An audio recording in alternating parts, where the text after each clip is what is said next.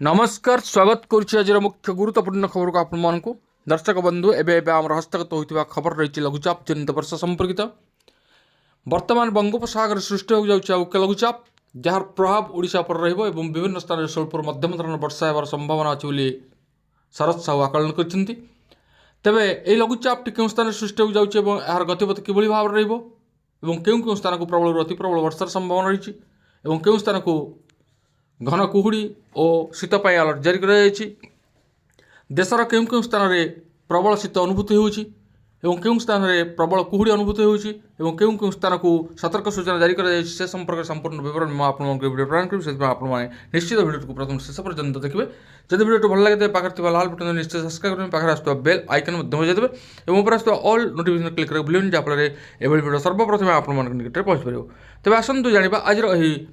पाणीपाग बा लघुचाप संपर्कित विशेष गुरुत्वपूर्ण सूचना आसूची आउ एक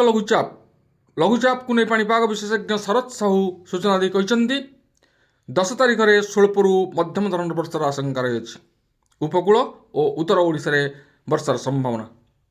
उत्तर आभ्यंतरीण ओडिशा रे कुआपथर वर्षार संभावना अच्छी 9 ରୁ 12 तारिख पर्यंत शीतर प्रभाव रही पाणीपाग विशेषज्ञ कहते एपटे कलबल करुच्ची शीत झारसुगुड़ा 73 वर्षर रेकर्ड भांगी थंडा झारसुगुड़ा रातिर तापमात्रा 5.1 डिग्री रेकर्ड होती चलित वर्ष प्रथम थर कटक रातिर 12.10 डिग्री छुईंता बेले भुवनेश्वर 12.9 डिग्री रेकर्ड होती थंडा सांग को घन कुहुड़ी लोक अस्तव्यस्त करुच्ची आज कंधमाल नयागढ़ बौद्ध कोरापुट घन कुहुड़ी देखा 9 तारिख जाए प्रबल अति प्रबल थंडा नहीं अलर्ट जारी कर पाणीपाग विभाग सुंदरगढ़ झारसुगुड़ा अनुगुल कटक जगतसिंहपुर कोरापुट अनुभूत हो थंडा 3 डिग्री यही जिला झारसुगुड़ा सुंदरगढ़ अनुगुल कटक जगतसिंहपुर कोरापुट वार्निंग जारी कर पाणीपाग विभाग खाली से नुहे खोला पड़िया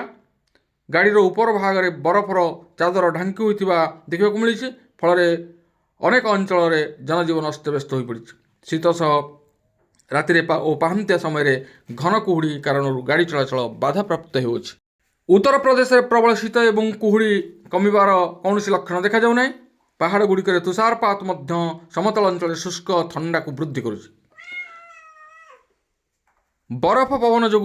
तापमात्रा ह्रास पाई अनेक अंचल घन कुहुड़ी सूर्यकिरण को अवरोध करुच्ची अनेक अंचल घन कुहुड़ी देखा मिली पाणीपाग विभाग आज राज्यर अनेक जिले में घनरू अति घन कुहुड़ी होगा सतर्क सूचना जारी कर पाणीपाग विभाग आज राज्य में सुखिला पाग रही पूर्वानुमान कर पश्चिम उत्तर प्रदेश अनेक जिलापाई घन कुहुड़ी सतर्कता जारी कर जितेबाला पूर्वांचल अनेक जिलापाई घनरू अति घन कुहुड़ी सतर्कता जारी कर जिलागुड़िक दृश्यमानता 0 मीटर तले रहा यात्रा को प्रभावित कर पहाड़ू प्रभावित थंडा पवन उत्तर प्रदेश समतल अंचल थंडा को आहरी तीव्र कर गत 24 घंटा मध्य इटावा राज्य में सबुठ थंडा अधिक थिला एठारे सर्वनिम्न तापमात्रा 2.4 डिग्री सेल्सियस रेकर्ड कर जहाँ स्वाभाविक 4.1 डिग्री कम यही ऋतुर सर्वनिम्न तापमात्रा तेज दर्शक बंधु आम देखुचे वर्तमान किभली भाव में पाणीपाग परिवर्तन आसी भीषण थंडारे थरुची देश उत्तर भारत आरंभ कर दक्षिण भारत पर्यंत शीतार प्रभाव देखा मिली बहुत स्थान में अति घन कुहुड़ी जनजीवन को अस्तव्यस्त करुच्ची जहाँफल यातायात अनेक भाव में असुविधा सृष्टि होती विपदर सम्मुखीन होती गाड़ी चालक तेरे ये आज पाणीपाग संपर्कित एक विशेष गुरुत्वपूर्ण सूचना आज पुणी देखा आगामी भिडियो रोच धन्यवाद नमस्कार।